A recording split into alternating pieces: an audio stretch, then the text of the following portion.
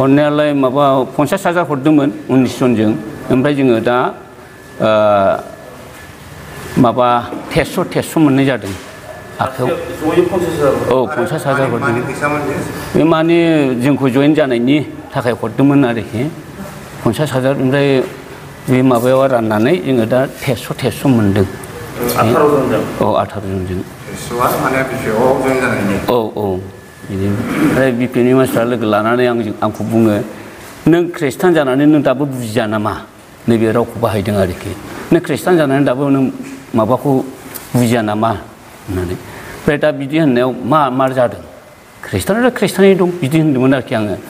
नङा जाय मानसिया इउपिपिएलआव थागोन दा प्रमद बर'आ जोंखौ माबायावसो हिन्दुआवसो लांजोबसिगोन हाब बेबादिथ' जानाय नङालै होननानै आङो नैबे समावहायनो बिसोर बिपिएफनि माबा मानसिफोरजों थांफानानै माबा लाहैदोंमोन आरोखि आङो जइन लाहैदोंमोन आं ओमफ्राय दा आङो फैफिनबाय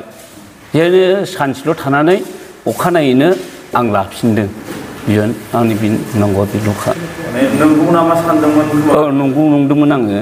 माने दाथ' मिथिबाय आं बुजिबाय दाथ' डाइरेक्ट नङा मिसलिया रावसो बियो बे नङा आरोखि दा बेखायनो दा आं फैफिनबायबो बुजिबायबो मिथिबायबो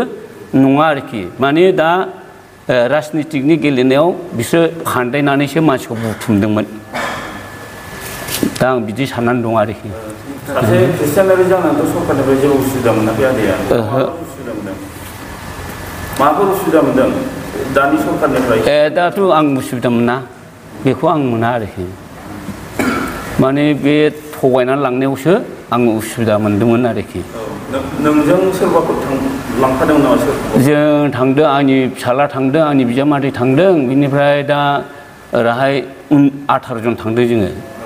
18 जन थांनाया फैफिनजोब्बाय दा औ फैफिनजोब्बाय औ खृष्टान गोजामोन दा फैफिनबाय आरोखि माने बिपिएफ पार्टियाथ' बुंगासिनोमोन माने इउपिपिएल सरकार जायोबा गासैबो माने माबा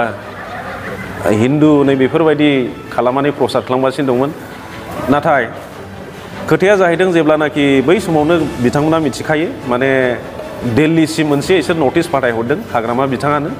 बिथां माने जेम्सआबो दंफायो बेखौ जों मिथिनो मोनो मोनसे नटिसआव बुंदों माने बिटिआर हालामाव प्रमद बर'आ माने गासैखौबो खृष्टान बानायनायसै होननानैहाय दा बेफोरबायदि माने नटिसखौ बिसोरसो हरदों अब्ला दिनैनि प्रेस मिट होनायनि जाहोनावहाय जों दिनै निस्मा हालामनि रायजो राजाफोरखौ अननाय आरो सिबिनाय आरो मोजां मोननायखौ बावहरनाय जायो आंजों लोगोआव दं दिनै प्रेस मिट लानायावहाय बिथां चेयारमेन बिथाङा उगुरिनिनो बेजों लोगोसे जोंनि इयुथनिफ्राय दङ आं सासे आफादगिरि निस्मा इयुथ ब्लकनि दा आं निस्मा हालामखौ खावलायग्रोयोना फैगौ बिसायख'थिनि थाखाय जाथु क'क्राझार लकसभा 1 आसामावहाय मानो होनोब्ला जों माने 10 बोसोरसो जोंनि जायगाखौ खोमानानै लाबायमोन बेखौ जों मोनफिननो थांगासिनो दं मानो होनोब्ला बे समावहाय दा जोंनि बर' बिमानि फिसा सासेयानो जोंनि बर'आनो जानो थांगासिनो जाहाथे गासैबो निस्मा हालाम बा बिटिआर हालामनि रायजो राजाफोरखौ आं ट्रेक्टरावहाय होनानैहाय माने जाहाथे क'क्राझार लकसभा सीटखौ देरहाहोनो थाखाय खावलायनाय जायो मेन जाहोना जाहैबाय दिनैनि जों बे प्रेस मिट लानाया जाहैबाय फार्स्ट अफ अल आं मोनसे बेखौ बुंग्रोनो सानो दानि दा सरकार सोलिबाय थानाय जोंनि प्रमद बर'नि लिडारशिपआव इउपिपिएल पार्टी जायखौ जों मिथियो इउपिपिएलआ मोनसे बेवहाय गासैबो हारि माहारिनि लिडारफोर बा नेतृत्व लानानै दं बेवहाय खुनु माबा जाति गथ' बा अनलि बर' बा अनलि नेपालि बिदि गैया गासैखौबो माने खौसेथि लाबोगासिनो दं बे खौसेथिजोंनो जोंनि बिटिआर हालामा जौगागासिनो दं आरो बहुत फ्लेगशिप प्रग्रामफोर जोंनि प्रमद बर' बिथाङा लागासिनो जेरै बुंनो थाङोब्ला जोंना नै अनसाय बिथांखि दं आलारि सोरां दं आलारि सोराङा स्किमा जाहैबाय मोनसे मन्दिरनि बा गिर्जानि डेभेलपमेन्टनि थाखाय बेफोरबायदि मोजां खामानि बिथिंजों थांगासिनो दं बेल' नङा स्पर्ट्सनि लेभेलाव जों नायनो हायो स्पर्ट्सनि लेभेल बिनि उनाव जों नायनो हायो मोनसे आजिखालि बड'फा सुपार 50 जानानै दं जाय स्किमा दिनै सासे गोरिब न'खरनाव सौहैनानै दं बेफोरबायदि मोजां स्किम लानानैहाय जोंनि बिटिआर सरकारखौहाय प्रमद बर' सारा